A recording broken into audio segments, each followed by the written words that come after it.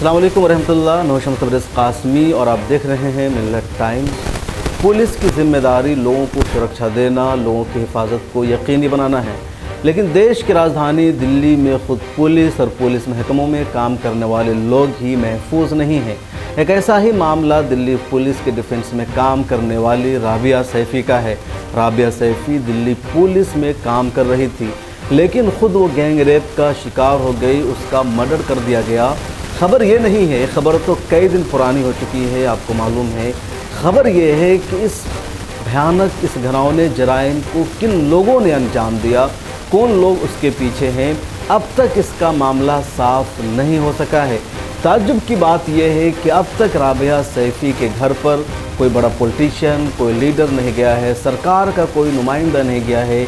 अफरा तफरी के इस आलम में कोई पुरसान हाल नहीं है, उनके घर वालों का कोई तसल्ली तक देने नहीं गया है। ये सबसे शर्मनाक है। हम आपको तफसील से बताने जा रहे हैं पूरा मामला क्या है, क्या हो रहा है और किस तरीके से राबिया जो पुलिस में काम कर रही थी उसके साथ इतना भयानक जुर्म होने के बावजूद भी कोई भी उनके साथ खड़ा नज़र नहीं आ रहा है।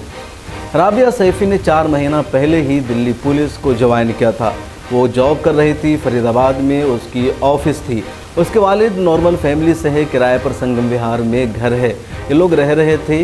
राबिया के बारे में पता चला कि यूपीएससी की तैयारी भी कर रही थी। 21 साल उसकी एज है, अभी तक उसकी शादी नहीं हुई थी और उसका मकसद था आला अफसर बनने का, आला तालीम हासिल करने का। वो अपने घर वालों को भी ऊंची उड़ान तक पहुंचाना चाह रही थी। इस बीच 26 अगस्त को जब वो पहुंचती है अपनी ऑफिस में और शाम तक घर नहीं लौटती है, उसके घर वाले परेशान होते हैं, बेचैन होते हैं, कॉल करते हैं उसके ऑफिस में, उसका मोबाइल स्विच ऑफ जाता है। उसके ऑफिस में कॉल किया जाता है तो पता चलता है कि वो कहीं पर है, महफूज है और वो देर रात घर पहुंच जाएगी। लेकिन वो रात भर घर नहीं पहुंचती है। उसके एक दोस्त से बात होती है, वो भी यकीन दहानी कराती है कि राबिया महफूज है, किसी मामले में उसको पूछताछ के लिए बुलाया गया है। और उसके बाद कल हो करके फरीदाबाद पुलिस का फ़ोन जाता है उनके वालिद के पास और कहा जाता है कि आपकी बेटी की लाश मिली है, उसका मर्डर हो गया है। मर्डर किसने किया नहीं किया कुछ पता नहीं चला, लेकिन कुछ ही देर में एक शख्स थाने में हाजिर हो जाता है, सरेंडर कर जाता है और कहता है कि मैं उसका कातिल हूँ, मैंने उसके साथ ये सब कुछ किया है और वजह यह है कि उसने मेरे साथ शादी की थी और शादी करके मेरे साथ बेवफाई कर रही थी, इसलिए मैंने उसका किया है। कहीं ये खबर चलती है, कोई शख्स कहता है कि मेरी गर्लफ्रेंड थी, मेरे साथ बेवफाई कर रही थी, मुझे धोखा दे रही थी, इसलिए मैंने उसके साथ किया है। और फिर पूरा मामला यहीं पर थम जाता है। पुलिस कहती है कि हमने मुजरिम को पकड़ लिया है, आगे कोई मामला नहीं है।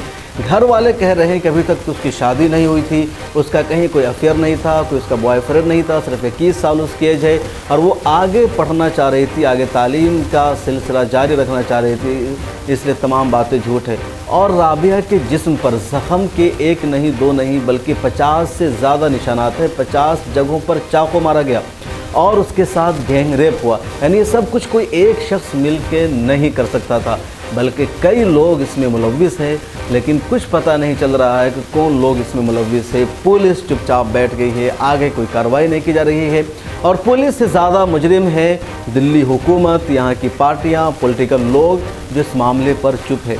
इतना बड़ा मामला हो गया, निर्भया कांड से ज़्यादा बड़ा मामला है, हाथरस कांड से ज़्यादा बड़ा इशू है कि पुलिस में काम करने वाली एक लड़की के साथ गैंग रेप होता है, उसका मर्डर होता है और कोई बोलने को तैयार नहीं है। राहुल गांधी कांग्रेस के सीनियर लीडर हैं, अपोजिशन है, सब कुछ वही है, वो हाथरस जाने की कोशिश करते हैं और जगहों पर जाते हैं, लेकिन दिल्ली में इतना बड़ा मामला हो गया है, एक ट्वीट तक उन्होंने इस मामले पर नहीं किया है। प्रियंका गांधी उत्तर प्रदेश को संभाल रही है, लेकिन एक ट्वीट तक उनका इस मामले पर नहीं आया है।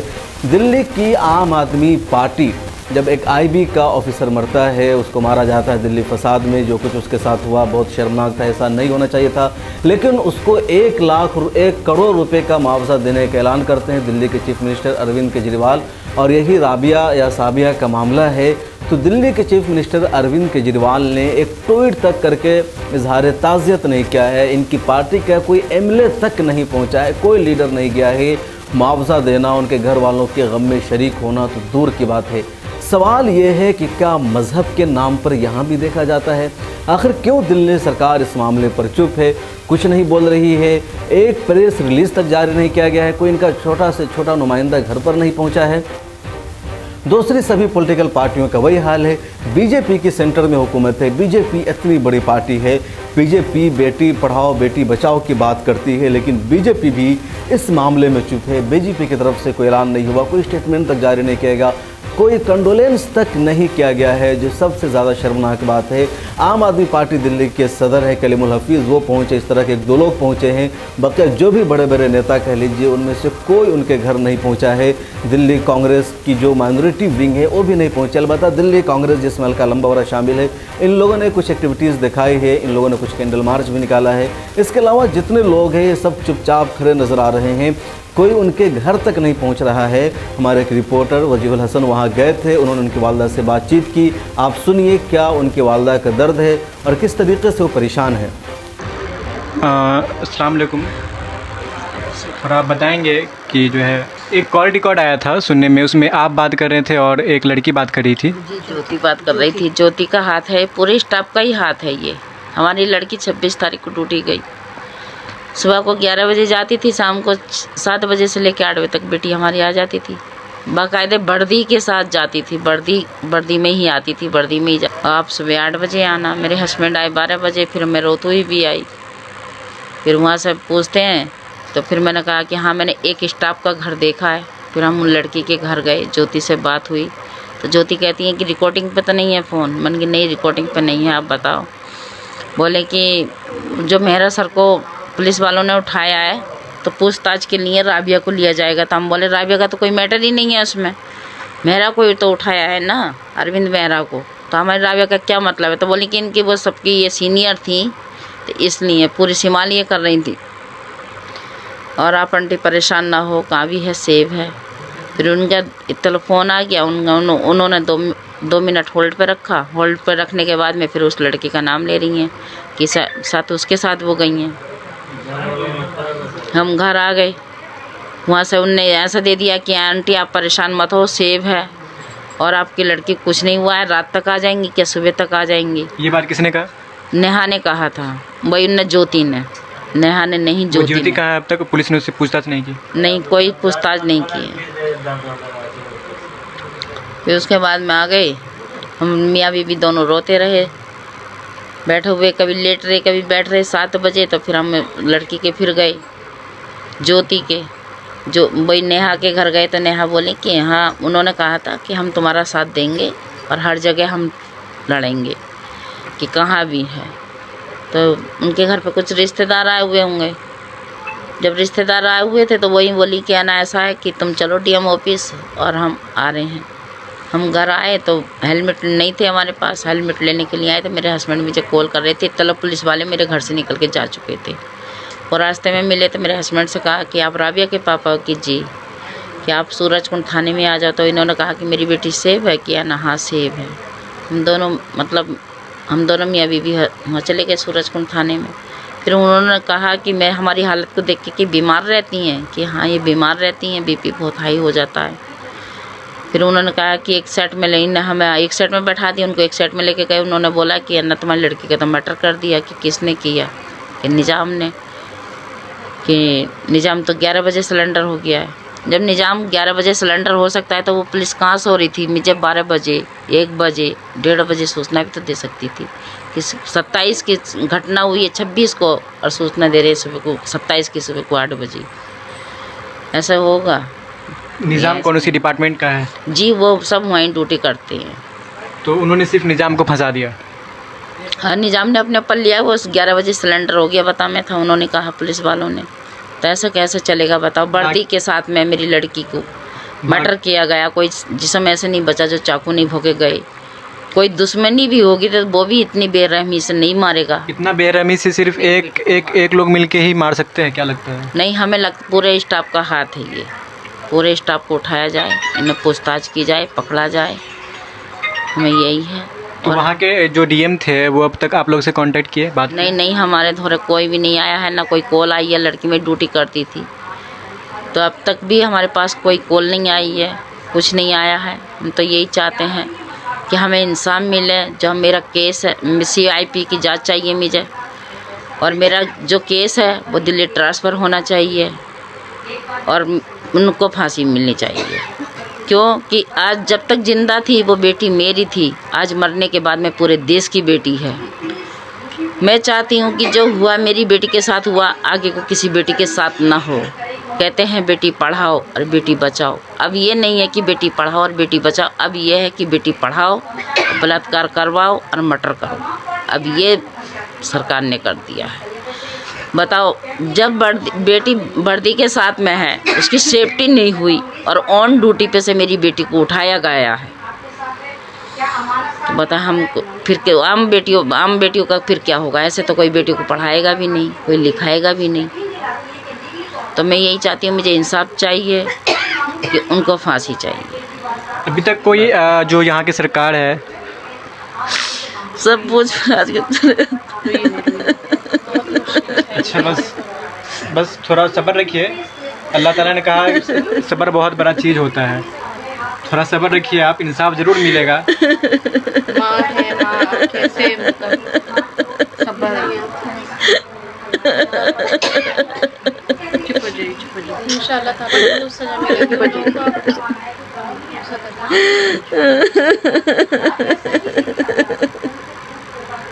थोड़ा सब्र रखिए, अल्लाह ताला को सब्र दे। पूरा देश का लोग आप लोग के साथ है। इंसाफ दिलाने के लिए सब लोग जो है आवाज़ उठाएंगे। नहीं, मुझे यही चाहिए कि CBI की जांच चाहिए मेरी लड़की की, और जो मेरा केस है वो दिल्ली ट्रांसफ़र होना चाहिए और उन्हें फांसी होनी चाहिए। ये मेरी मांग है। उनके वालिद साहब से बात करेंगे। कब से गायब थी वो और क्या हुआ था, पूरा बात बताएंगे।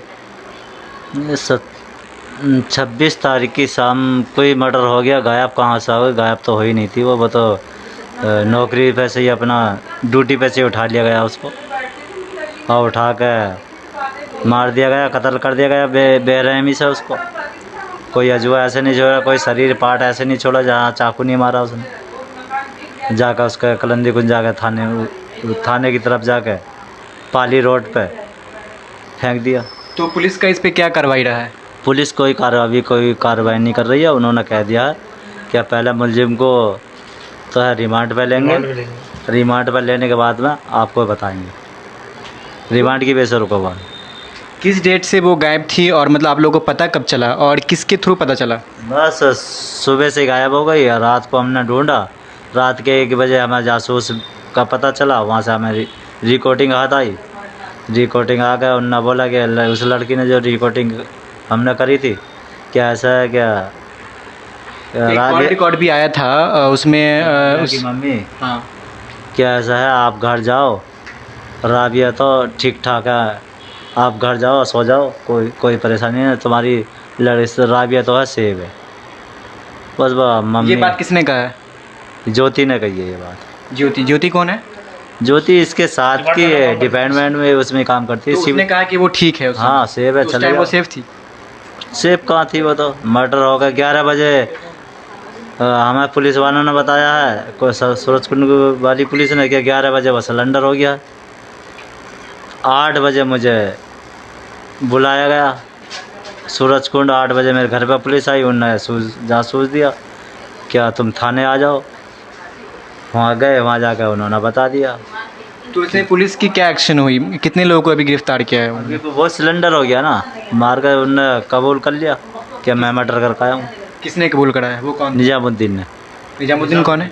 निजामुद्दीन कौन है वो? डिपार्टमेंट का है, उसके ये स्टाफ का ही है।